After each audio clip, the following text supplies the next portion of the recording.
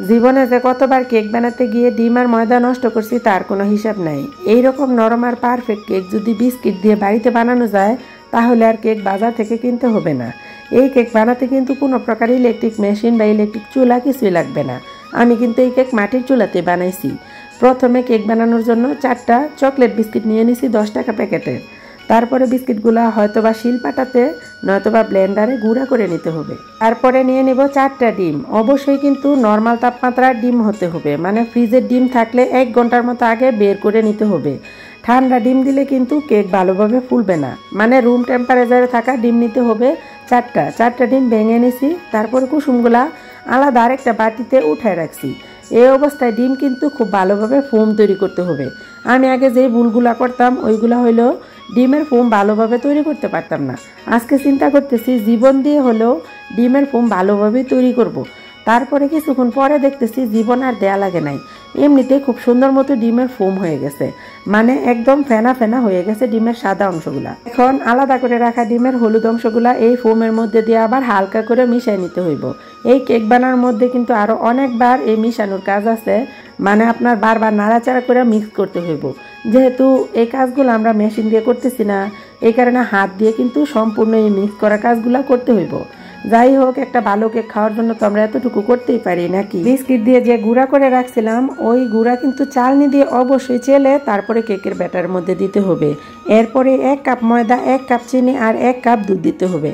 শুধুমাত্র সয়াবিন তেল দিতে হবে 1/2 কাপ।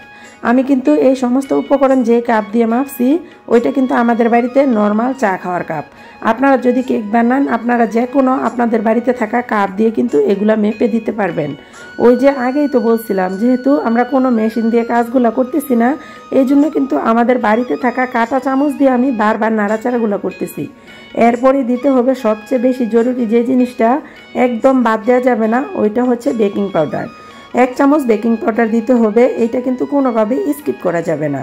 সবশেষে আমি একটু ভ্যানিলা এসেন্স দিয়েছিলাম। আপনাদের বাড়িতে যদি না থাকে তাহলে আপনারা অল্প একটু লেবুর রস দিয়ে দিন, যাতে ডিমের গন্ধটা কেক থেকে না আসে। সবার শেষে কিন্তু সব উপকরণ আরও সুন্দরভাবে মিক্স হওয়ার জন্য ঘরে পড়ে থাকা ডাল ঘুটনির সাহায্য নিলাম। আমি আশা করি এই মেশিনটা সবার বাড়িতে আছে। এখন সব কাজ শেষ, আর কিছু করতে হবে না। হাত দিয়ে সসপ্যানের চতুর্দিকে একটু তেল মাখিয়ে নিলাম, তারপরে একটু খাতার কাগজ নিয়ে সসপ্যানের চতুর্দিকে লাগিয়ে দিলাম। কেক বানানোর জন্য এখন একদম সব কিছু রেডি। ব্যাটারটা শুধু সসপ্যানে ঢেলে দিয়ে কিছুক্ষণ, সবাই দেখলাম ভিডিওতে যে সসপ্যান কিছুক্ষণ ঝাঁকায়, আমিও কিছুক্ষণ ঝাঁকাই নিলাম। তারপর আর কোনোভাবে কোনো দেরি না করে এক দৌড়ে আমি আমার মাটির চুলায় চলে গেলাম, কারণ গ্যাসে কেক বানাইলে গ্যাস বেশি খরচ হইব না।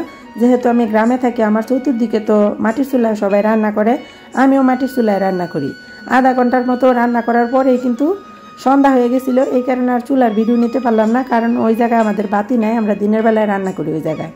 তারপরে তো এই যে আলহামদুলিল্লাহ মাশাল্লাহ এখন একদম সুন্দর একটা পারফেক্ট কেক হয়েছে। কেক বের করার পরে আমার মেয়ে বলতেছে একটু কাটবে, আমার ছেলে তো গরম গরমই কেক খাওয়া শুরু করছে। মাশাল্লাহ অনেক মজা হয়েছিল, জীবনের প্রথমবার একদম পারফেক্ট কেক বানাতে পারলাম। আসসালামু আলাইকুম। ভিডিওটা দেখে থাকলে অসংখ্য ধন্যবাদ। আপনাদের জন্য অনেক দোয়া রইল, পারলে আমাদের জন্য দোয়া করবেন। আজকের মতো আল্লাহ হাফেজ।